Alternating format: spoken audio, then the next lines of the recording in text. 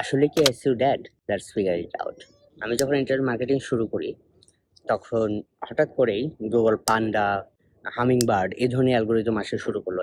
এর আগেও গুগল এরকম অ্যালগরিদম আপডেট আনতো, কিন্তু আসলে তারা প্রকাশ করতো না। কিন্তু পান্ডা, হামিংবার্ড দিয়ে বেসিক্যালি তারা এই জিনিসটাকে প্রকাশ করলো যে না, আমরা এরকম ম্যাসিভলি এই ধরনের চেঞ্জ আনতেছি।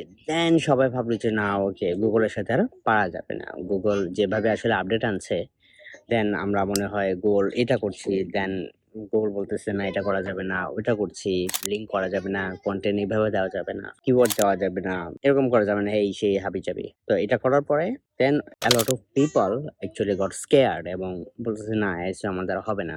তারা switch back to another job or another profession. Google প্রতি বছর এরকম বা 6 মাস পর পর এরকম আপডেট আনা শুরু করলো, এবং প্রত্যেকটা আপডেটের পরে একটা হিউজ পার্সেন্টেজ অফ পিপল যারা আসলে মনে করে বা শেয়ার করে বিভিন্ন জায়গায়, বা তাদের ফিলিংটা এইভাবে এক্সপ্রেস করে যে এসইউ ইজ ডেড বা এসইউ দিয়ে আর হবে না। এই জিনিসটা শুরু হয়েছে কবে? সেই 2018-19 সাল থেকে, এবং এখন হচ্ছে 2024। ওকে, তার মানে হচ্ছে বেশ কয়েক বছর যাবত প্রতি বছরই প্রতি মাসেই আমরা শুনছি যে এসইউ ইজ ডেড, অথবা এই জিনিসটা নিয়ে কাজ করা যাবে না, এরকম। তো বর্তমানে যে জিনিসটা হয়েছে সেটা হচ্ছে যে এআই এবং গুগলের জেনারেটিভ এআই বলেন, এআই মুড বলেন, এর কারণে অনেকে খুব বেশি স্ক্যার্ড হয়ে গেছে, এবং অনেকে বলতেছে যে ওয়েল, এআই দিয়ে যেহেতু সব প্রশ্নের উত্তর দেওয়া যাচ্ছে এবং মানুষ এআই ইউজ করতেছে, তার মানে হচ্ছে এসইউ ইজ ডেড। কিন্তু একটা জিনিস মাথায় রাখেন, এসইউ মানেটা কি? এসইউ মানে হচ্ছে সাধারণত সার্চ ইঞ্জিনের জন্য প্রযোজ্য। সার্চ ইঞ্জিনকে আমরা বিভিন্নভাবে বুঝাই যে ওকে, এই কনটেন্টটা ভালো, এই কনটেন্টটা খারাপ। এটাকে তুমি র‍্যাংক করো, এটা আসলে র‍্যাংকেবল না। সার্চ ইঞ্জিন যাতে একটা জিনিস পছন্দ করে, আমরা সেইভাবে আসলে আমাদের কনটেন্ট, ওয়েবসাইট অথবা ব্লগকে সাজাই। তো এসইও ডেড এর আগে যে জিনিসটা আমাদের আসা উচিত সেটা হচ্ছে, is Google dead? Is Bing dead? Is all the search engines are dead? Let me ask you another question, যে মানুষ কি আসলে সার্চ দেওয়া ভুলে গেছে? ধরেন গত কয়েকদিন আগে আমি একটা রিপোর্ট পড়ছিলাম এসএমরাশে, সেটা হচ্ছে যে 87% অফ পিপল সার্চ দিয়ে যদি আমরা জিনিসটাকে ক্যালকুলেট করি, Google still 87% of market share still dominate করে। তার মানে হচ্ছে 87 ভাগ মানুষ এখনো, ধরেন 100-100-র মধ্যে 87 জন মানুষ আসলে স্টিল গুগল করে তাদের ইনফরমেশন পায়। এবং অনেকেই ভাবছেন যে গুগল নিজেই তো আসলে এআই দেখাচ্ছে, কিন্তু আপনারা এই জিনিসটা খেয়াল করেন, এআই, গুগল যখন একটা জিনিস দেখাচ্ছে আমাদেরকে, দেন সেটা আমাদের কোন সেন্স থেকে দেখাচ্ছে বা কোন সোর্স থেকে দেখাচ্ছে, সেই সোর্সটা কিন্তু স্টিল গুগল শো করছে গুগল এআই মোডে, এবং জেনারেটিভ এআই সেকশনে তো অবশ্যই। তো এই জিনিসটার সাথে আমরা পরিচিত কিন্তু অনেক বছর আগে থেকে। আই মিন ফিচার স্নিপেট বলেন, এই ধরনের স্নিপেট বলেন, গুগল স্নিপেট বলেন, স্নিপেটটা কিন্তু অনেক আগে থেকেই আসছে। ওকে, তো স্নিপেটের জায়গায় এখন এআই মোডটা একটু বেশি করে রেজাল্ট দেখাচ্ছে, দ্যাটস ইট, নাথিং এলস। এখানে খুব বেশি চেঞ্জ হয় নাই। এবং আপনি একটা জিনিস দেখেন যে মানুষের যখন কোয়েস্ট থাকে, মানুষ যখন একটা জিনিস ডিপলি জানতে চায়, সে কিন্তু গুগল করে, কিন্তু সে ওই এআই মোডে যে জেনারিক একটা অ্যান্সার, একটা প্যারাগ্রাফ, ওই প্যারাগ্রাফে সে কিন্তু সন্তুষ্ট না। আমরা যখন একটা জিনিস জানতে চাই, তখন সেটা নিয়ে আরো বেশি জানতে চাই, আরো বেশি জানতে চাই, আরো বেশি জানতে চাই। ওকে, জেনারেটিভ এআই এর একটা প্যারাগ্রাফ আসলে আমাদেরকে স্যাটিসফাই করতে পারে না।